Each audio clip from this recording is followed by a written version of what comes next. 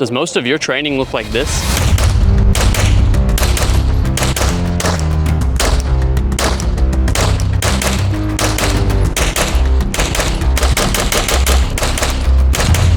If the answer is yes, this was a waste of time.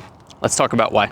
You need to be pushing yourself harder in your training, and oftentimes that's going to mean making a lot of mistakes. Regardless of what the activity is, whether it's athletic or otherwise, say it's something as simple as getting better at math, you've got to push yourself to the point where you're solving problems and developing skills in areas you're unfamiliar with. So if you came to me and you were like, hey, I want to get better at math, I'd be the wrong person to come to. But even if I tried to help you, I certainly wouldn't be telling you to do a bunch of math problems that you've been able to do since the 3rd grade, right? I'm gonna find out where your limit is and then force you to work on a bunch of concepts that you're not quite familiar with. We have to get outside of our comfort zone. And in the realm of shooting, that means we're going to have some performances that are going to genuinely frustrate us at times. They're not going to be perfect. It's going to be messy. And this may seem like common sense to a lot of you if you watch my channel, but for many shooters, they seem to immediately lose the plot when it comes to improvement the moment they start to apply these concepts to shooting.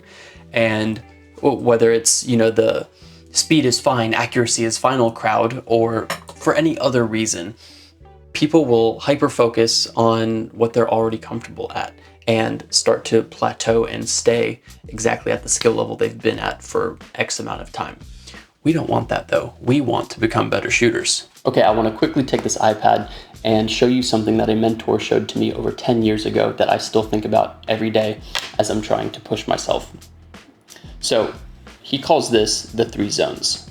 And this is the first zone. We have the comfort zone. This is where everything feels natural, manageable. You know you're able to do this. And the problem with the comfort zone is that there are no mistakes. And that in and of itself is not necessarily a problem. But when we're training, it is, because since there are no mistakes, there's no growth. Okay? Now, outside of the comfort zone, we have the danger zone. And we don't want to be here either.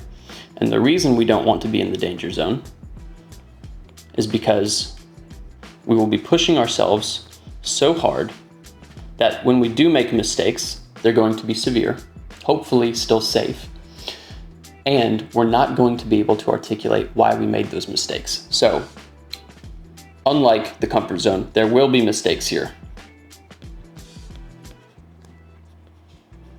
But there will still be no growth. Because if we're not able to understand why we're making the mistakes we're making and how we can fix those mistakes, then there's no value in making those mistakes, okay? Now, this is not the end of it. There's one more zone just outside the confines of the comfort zone and not so dangerous that you're risking it. And this is the growth zone. And this is where we want to exist for the vast majority of our training. All of our growth is going to happen here. It's going to be a mixture of successful performance and mistakes. But when we do make those mistakes, we're going to be able to understand why we made those mistakes, and we're going to know how to correct them. And even if we don't know exactly how to correct them, if it's a technique issue or something like that, we're going to understand the mistake well enough to reach out to people who are better than us and ask them. So, in the growth zone, there will be mistakes, but there will be growth. So, this is the 3 zones. I hope this concept has been helpful for you. Now that you understand this concept, let's talk about how we can apply this to our shooting. Okay, so in our live fire practice, the targets that we use also have 3 zones. There's the A zone, C zone, and D zone. But it's not a one-to-one translation, so do not think of all D zone hits as danger zone or anything like that.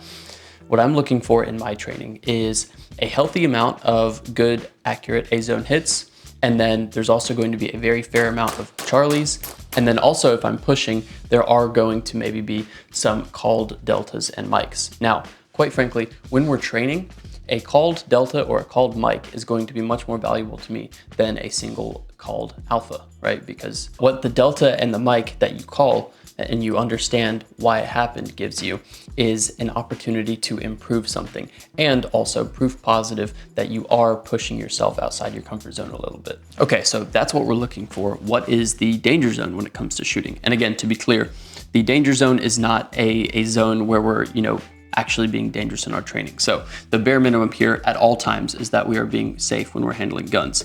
The danger zone for me is pretty much whenever I start making mistakes that I cannot articulate, right? So if I'm, shooting at 20 yards at an aggressive pace for my current skill level, and then I walk down range expecting to see, alphas and charlies, and then there's deltas, or there's maybe a couple holes missing from the target because I fired 20 rounds and there's only like 17 or 18. That's a problem.